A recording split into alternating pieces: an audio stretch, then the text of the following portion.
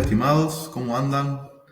Hemos visto junto a Clara qué son los procedimientos y recorrimos un poco esta idea usando la herramienta Lightbot, donde veíamos que un procedimiento es un conjunto de códigos, un bloque de código al cual le podemos atribuir un nombre y luego llamar en nuestro programa principal, una o varias veces. Entonces podemos reutilizar el código mediante la creación de procedimientos. Lo que vamos a ver ahora, utilizando la herramienta JavaScript, se basa en ese principio, en procedimientos, en la idea de un bloque de código que podemos reutilizar. Veamos entonces cómo escribimos un primer procedimiento en un lenguaje de programación como JavaScript. Bueno, aquí tenemos un entorno de desarrollo online que podemos usar en diferentes lenguajes para crear una aplicación web o una página web.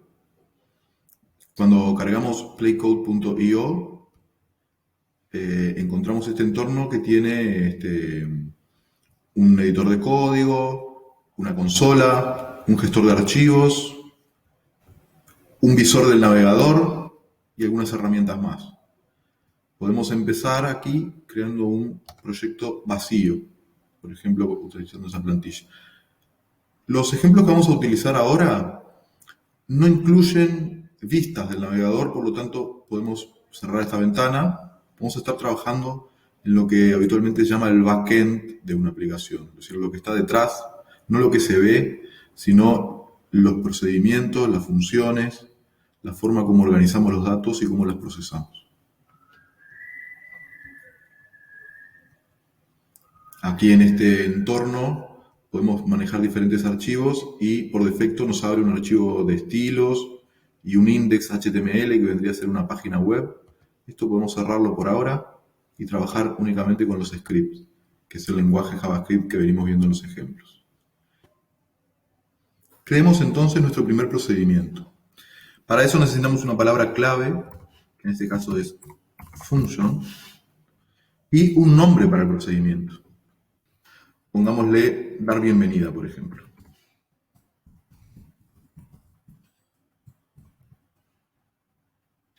Luego van los paréntesis. Estos paréntesis indican que esta expresión es una función o un procedimiento, por ahora. Luego, las llaves que ya habíamos visto en otros ejemplos para estructuras. En este caso, tenemos una estructura que va a contener un bloque de código con este nombre, dar bienvenida. Y bueno, pongamos un ejemplo. Podemos crear variables dentro de nuestras funciones, por ejemplo, nombre va a ser igual a algo que nos diga el usuario. Con la pregunta, ¿cuál es tu nombre?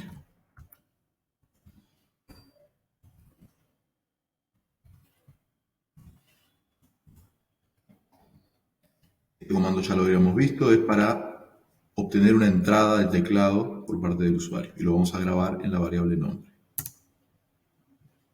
Luego podemos mostrar en la consola el resultado. Y podemos agregarle, por ejemplo, un mensaje que diga hola, espacio y el nombre.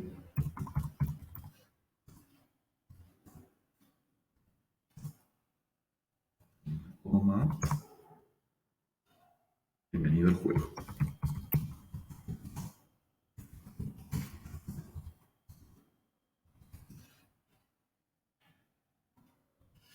Comillas.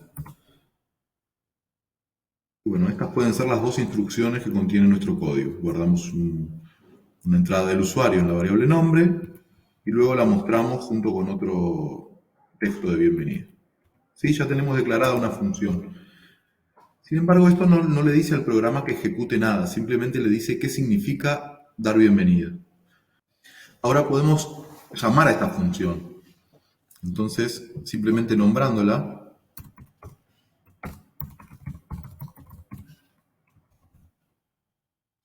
el último paréntesis me quedó Y dentro ya podemos ponerle un nombre. Por ejemplo, me pregunta cómo me llamo y me devuelve el mensaje de la función. Hola Federico, bienvenido al juego de la memoria. Muy bien, algo interesante que tenemos que notar sobre esto y es muy importante, es que hemos declarado una variable dentro de la función. ¿Sí? Si yo ahora intento, por ejemplo, llamar a esa variable y pedirle que me muestre, a ver, .log nombre, ¿sí? Le digo que primero me muestre qué quedó guardado en la variable nombre. Vamos a ver que nos da un error que nos dice que el nombre no está definido. Nombre es algo desconocido en el programa. Esto quiere decir que la variable que creamos dentro de la función solamente va a ser reconocida al interior de la función. Acá la llamamos y no nos dio problema, pero cuando la llamamos fuera de la función, esta palabra no existe, no está definida. Esto significa que la variable nombre es una variable local. Esto es muy importante porque cuando creamos muchas funciones es posible que usemos nombres parecidos y es bueno saber que estas variables no tienen el alcance global. Otra cosa sería usar una variable global, que es lo que vamos a hacer a continuación. Si nombre es una variable que tiene que tener sentido fuera de la función, la tendríamos que declarar fuera de la función. Y de esta manera estamos creando una variable global. Ahora no necesitamos volver a crear la variable, sino simplemente llamarla dentro de la función, ya que dentro de las funciones sí tienen valor.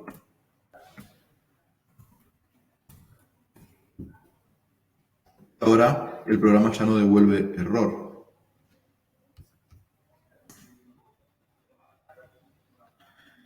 De todos modos nos dice que la variable nombre es indefinida, porque nosotros no le atribuimos un valor y cuando llamamos para que nos diga qué hay dentro del nombre todavía no se había ejecutado la función dar bienvenida. Si cambiamos el orden, podemos ver esto claramente. Ahora vamos a pedirle que nos diga el nombre después de ejecutar la función bienvenida y vamos a ver que ya tenemos algo guardado en la función, en la variable nombre. Muy bien, veamos ahora qué ventajas tiene el usar variables globales. Por ejemplo, en este caso la variable nombre que la declaramos acá fuera de la función. ¿Sí? Pensemos que tenemos, por ejemplo, otra función que podría ser despedir.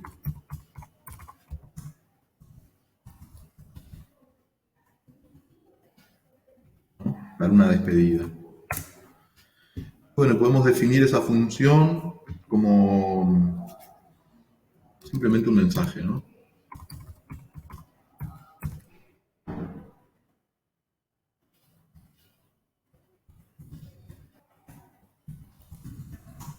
La próxima. ¿Sí? Aquí estamos llamando a la variable nombre, que es una variable global. Por lo tanto, muchas funciones pueden alterar ese mismo valor o utilizarlo, como en este caso. ¿Sí? La primera función, además de guardar el valor, lo llama. Y en la segunda función, como ya sabemos el nombre del jugador, simplemente llamamos ese valor que lo tenemos guardado en esto que se llama variable global. Luego podemos llamar primero a la función de dar bienvenida y luego de un rato despedir. Ejecutamos esto, nos pregunta cuál es mi nombre y me da la bienvenida y luego me despide. Esta forma de estructurar un programa, es decir, de estructurar la relación entre unos datos, ¿sí?, y una serie de funciones que procesan esos datos, utilizando variables globales, es muy útil y muy aplicable a diferentes contextos. Sin embargo, en algunas situaciones conviene tener otro enfoque y no asociar las funciones que creamos a un determinado nombre de variables. Piensen ustedes que tengamos que en un momento cambiar esta variable por otro nombre, tendríamos que recorrer cada uno de los procedimientos donde se llama, ¿no? O si en determinado momento creamos una variable usuario,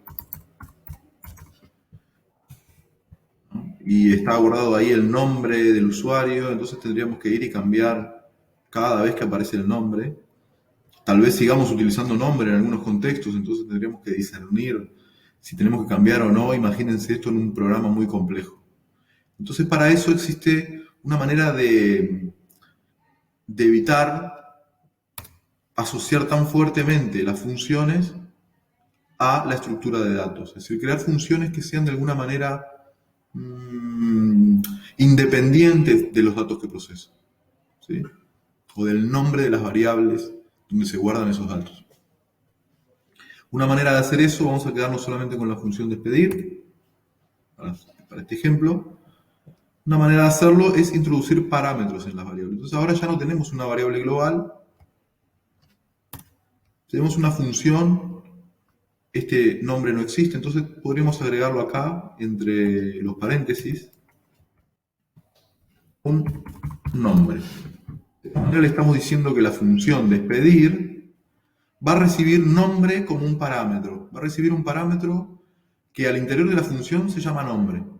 Por lo tanto, ahora esto no nos da ningún error, solo que nos dice que nombre no está definido, ¿sí? Porque no lo tenemos guardado en ningún lado.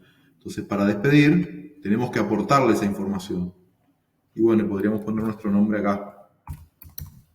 Ejemplo. Y la función toma el valor que le dimos como parámetro. También podemos utilizar una variable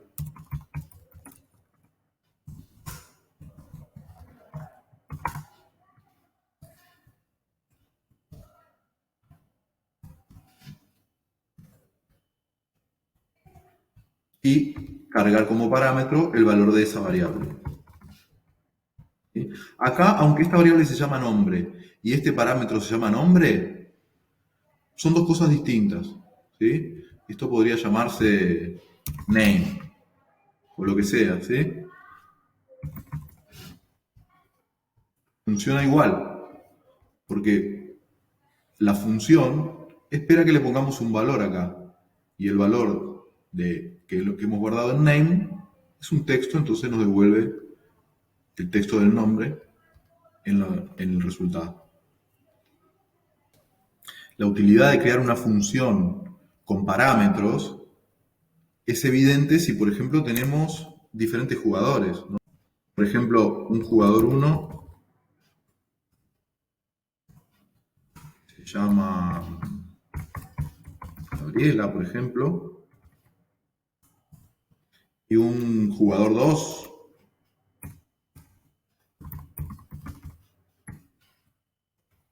me faltó declarar la función, la variable. Tenemos dos jugadores, entonces podemos despedir a los dos.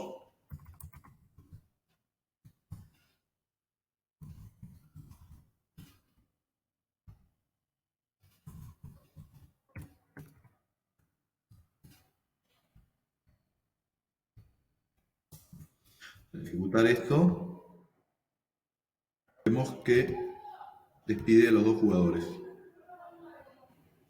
Vieron que independizamos la función de los nombres de las variables que vamos a usar para cargar. Otra cosa que conviene saber es que podemos agregar múltiples parámetros a una función. Por ejemplo, pensemos en una función que termina el juego.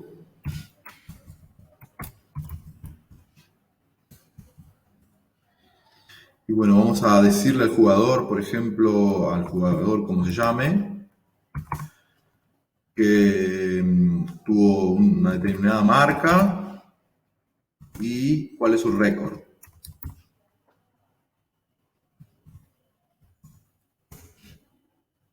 Entonces, bueno, supónganse que la función le devuelve unos mensajes.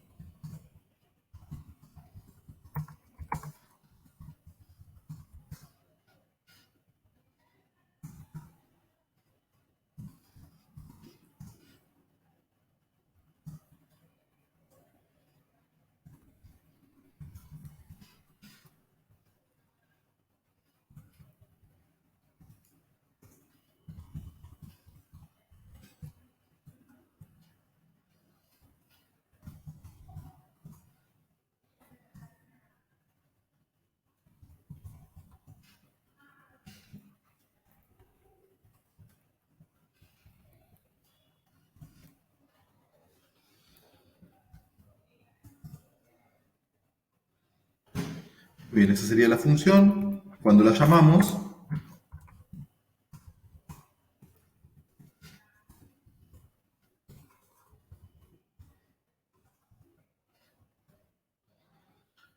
le podemos agregar los parámetros. Por ejemplo, Hugo terminó en 60 segundos y su mejor marca ha sido 47 segundos. Al ejecutarlo, nos dice: felicidades, Hugo. Has completado el tablero en 60 segundos, tu mejor marca es 47 segundos. La gracia de esto es que en el contexto en que llamamos a la función podríamos tener definidas unas variables, por ejemplo, nombre,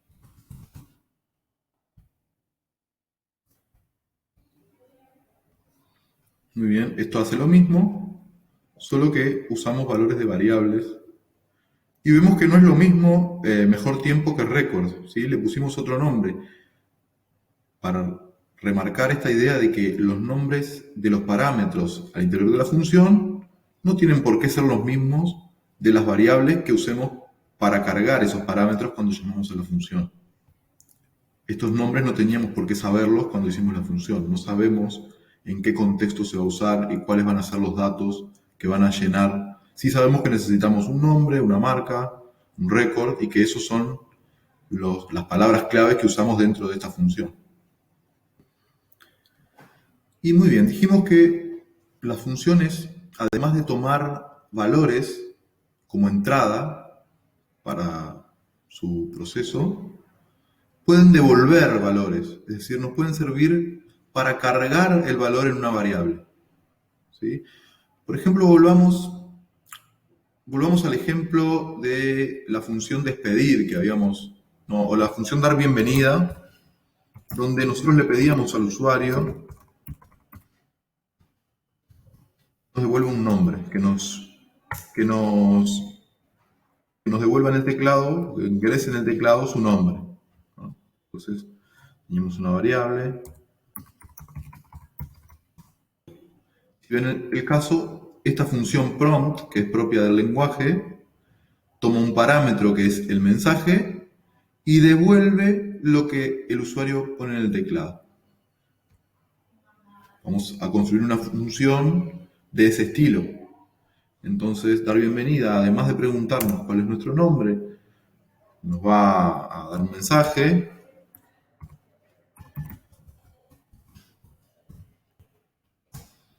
Hola, nombre.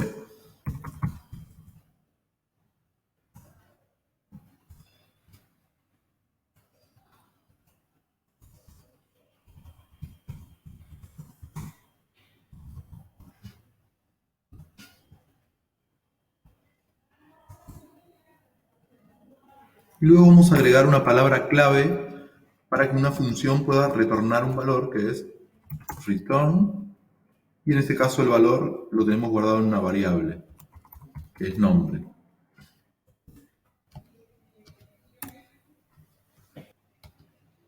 Ahora tenemos una función que devuelve un nombre. Por ejemplo, podríamos decir que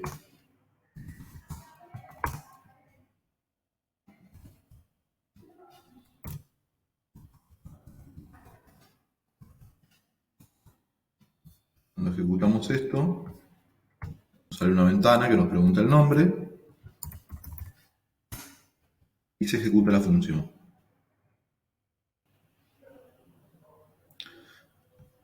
Fíjense que esto puede tener unas ventajas parecidas a las de los métodos, es decir, podemos utilizar la función en diferentes contextos para guardar valores en diferentes variables.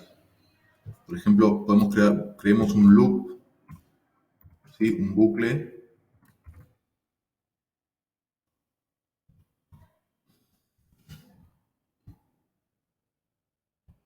Por ejemplo, compare el número de jugadores, un número de jugador con una cantidad de jugadores para el juego. En un momento podemos definir cuántos jugadores van a ser, ¿no? Entonces, pónganse que definimos eso.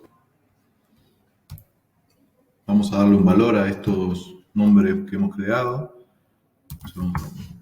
Pónganse que en el contexto en que vamos a usar la función ya tenemos guardado un número de jugador.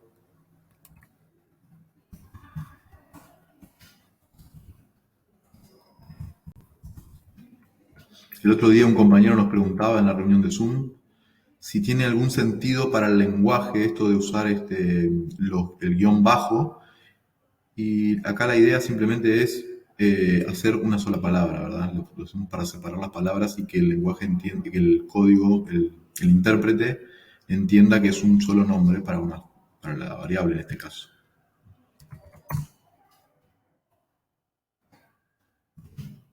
Un jugador 0 y vamos a poner un total de jugadores, como le dijimos, que podrían ser 4, por ejemplo. Esto, mediante otras funciones, podríamos asignarle valor a esto. Y luego vamos a construir en este caso un loop donde mientras el número de jugador, o sea, cada jugador sea menor a 4, ¿sí? Menor a 4 significa que van a ser hasta 4 porque tenemos el 0 como un valor. Entonces vamos a tener el jugador 0, el 1, el 2 y el 3. Podemos agregar en una lista, vamos a construir una lista. Le decimos una lista vacía. Y dentro del bucle podríamos, por ejemplo, ir llenando esa lista, agregando al final de la lista un nuevo nombre. Y ese nombre es el que nos devuelve la función de dar bienvenida.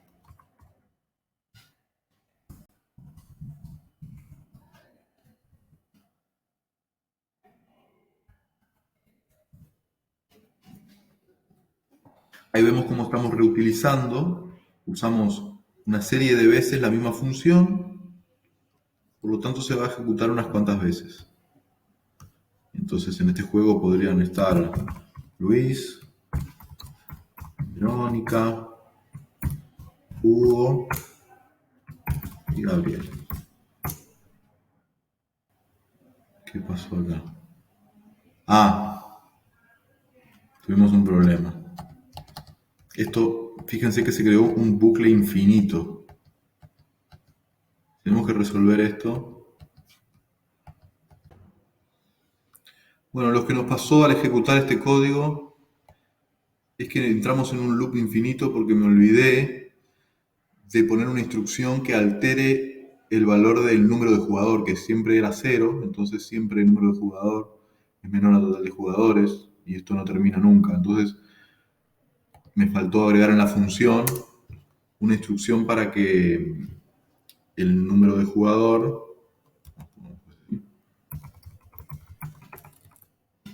para agregar un jugador al grupo de jugadores. Número de jugador más. ¿Sí? Esta es una abreviación para agregarle 1 a una variable. También podríamos usar la ya conocida número de jugador igual número de jugador más 1, ¿sí? Pero bueno, una forma un poco más reducida es poner número de jugador más. Ahora sí, cada vez que se ejecuta la función dar bienvenida, devuelve el valor de un nuevo nombre y va agregando un jugador a estas variables globales, concretamente a la variable número de jugador. Vamos a ver si ahora no nos pasa lo mismo. Jugador 1, ¿cuál es tu nombre?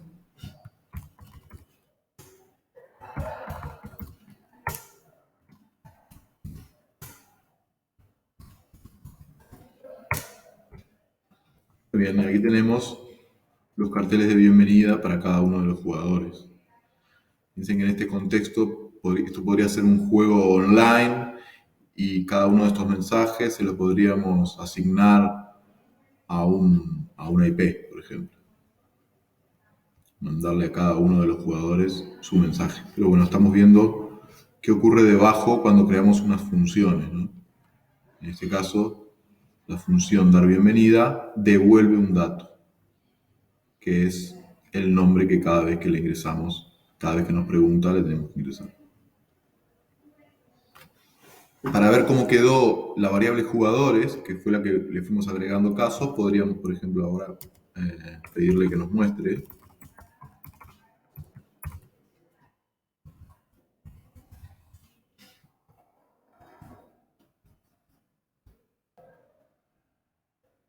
Y nos muestra también la lista, ¿sí? Que tiene 4 casos. Muy bien, por último, ya vimos funciones que reciben un parámetro y funciones que devuelven un valor.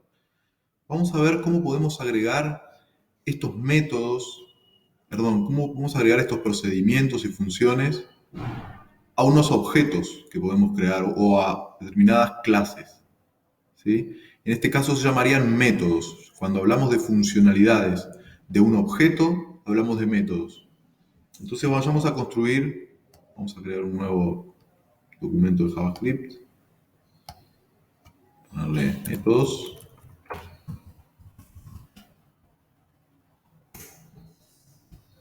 Vamos a editar ese código. Entonces, los métodos son funciones que le damos a un determinado objeto o a una determinada clase. Vamos a dar un pasito respecto a lo que vimos en el módulo anterior, que es la creación de objetos. Vamos a mostrar cómo creamos una clase en JavaScript.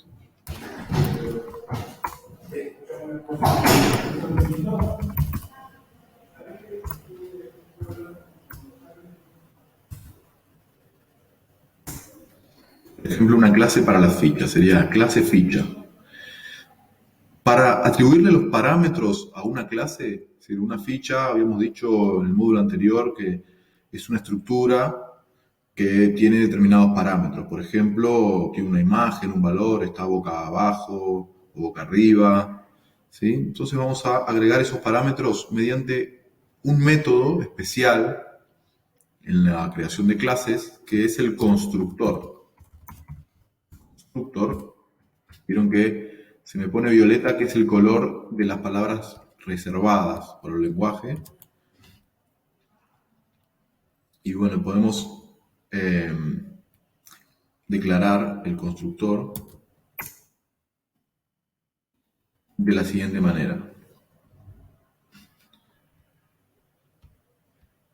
Cuando creemos un objeto ficha, nos va a pedir algunos parámetros. Esos parámetros van en el constructor, que pueden ser, por ejemplo, un valor para la ficha y un valor para el reverso de la ficha.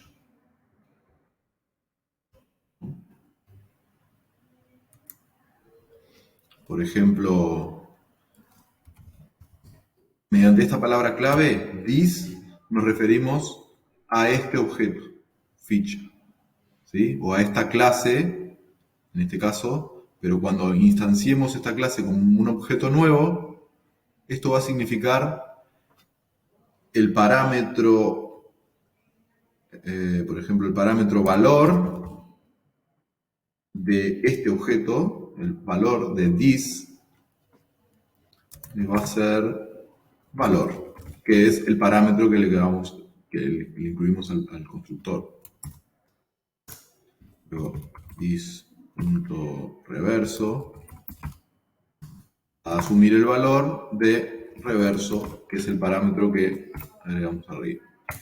Podemos agregar otras, por ejemplo, dijimos que podría estar boca abajo, y está boca abajo cuando empieza el juego, así que le ponemos boca abajo igual true. Y vamos a tener una imagen, que es lo que muestra la ficha, que puede equivaler al valor o al reverso. Entonces, cuando empieza el juego está en reverso. Entonces, dis.imagen igual a reverso.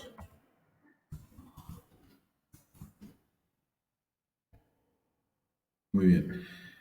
Por ahora solamente tenemos una clase que tiene determinados atributos. Le vamos a agregar un método, pero ya un método especial, un método nuestro. Un método creado por nosotros y no el método especial para construir la clase. Entonces vamos a ponerle, por ejemplo, dar vuelta, ya que una ficha se puede dar vuelta. ¿Sí? La ficha, además de tener una serie de atributos, tiene un método que va a alterar esos valores de los atributos. Por ejemplo, al dar vuelta a la ficha, dependiendo cómo esté, ¿no? Entonces, si this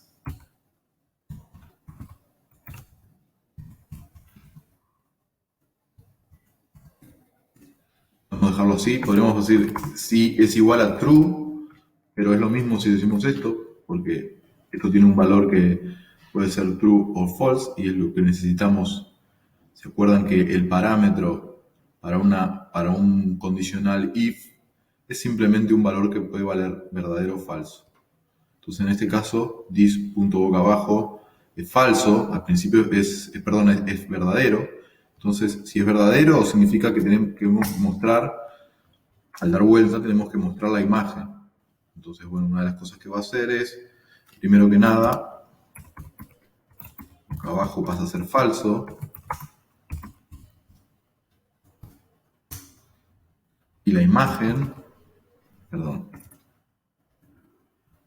no es una variable global, sino un parámetro, un atributo de este objeto.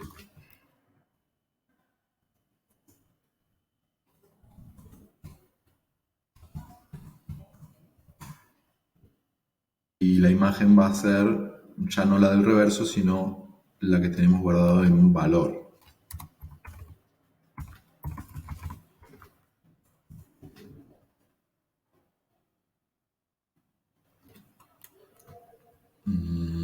En cambio, si no estaba boca abajo, vamos a hacer lo mismo, pero al revés. Boca abajo va a pasar a ser true, y la imagen que se va a mostrar va a ser la que guardamos para el reverso.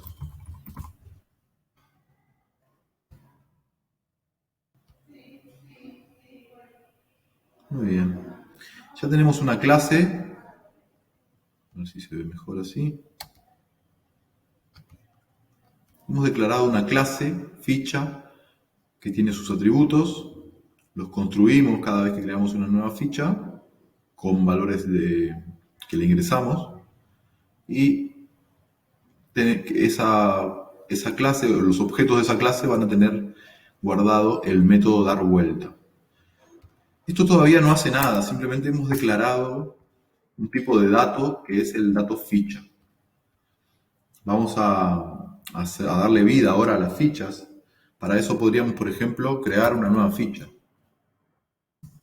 Por ejemplo, ficha 1 sería igual a new, esta es la palabra clave para una nueva ficha o un nuevo objeto de una clase, en este caso de la clase ficha, y le ingresamos los parámetros que necesita el constructor para crear una nueva ficha. Habíamos dicho que un valor, por ejemplo, en una fruta, el valor de la ficha va a ser pera, y el valor de reverso podríamos dejarlo así, vacío, no muestra nada. O sea, la ficha no muestra nada cuando está dada vuelta y muestra la palabra de una fruta, el nombre de una fruta cuando está visible. Luego podríamos mostrar, para ver que hemos creado un objeto, podríamos mostrar ficha 1, a ver qué vemos. Ejecutamos esto. ¿Qué sucede? Ahí está.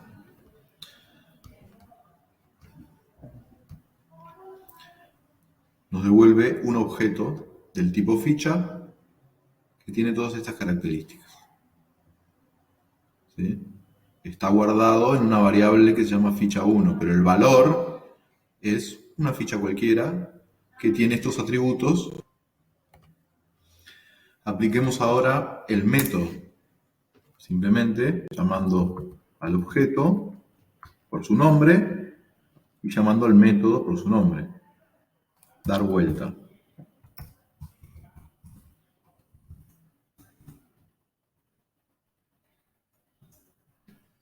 Nuevo.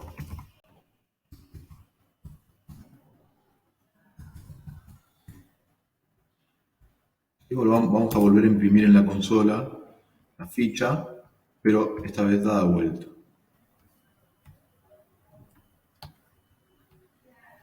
Ahora sí vemos que en el primer caso, con la primera instrucción console.log, nos devuelve la ficha como fue creada y su valor espera, y la imagen que muestra es el reverso, está boca abajo.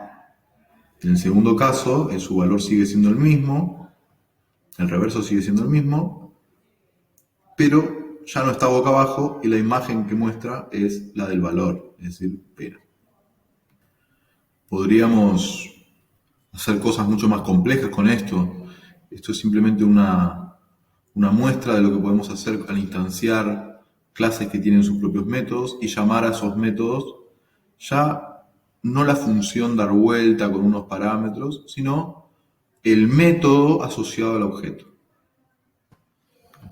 Bueno, esto ha sido todo en cuanto a las funcionalidades en JavaScript. Hemos escrito procedimientos, funciones que devuelven valores o reciben valores.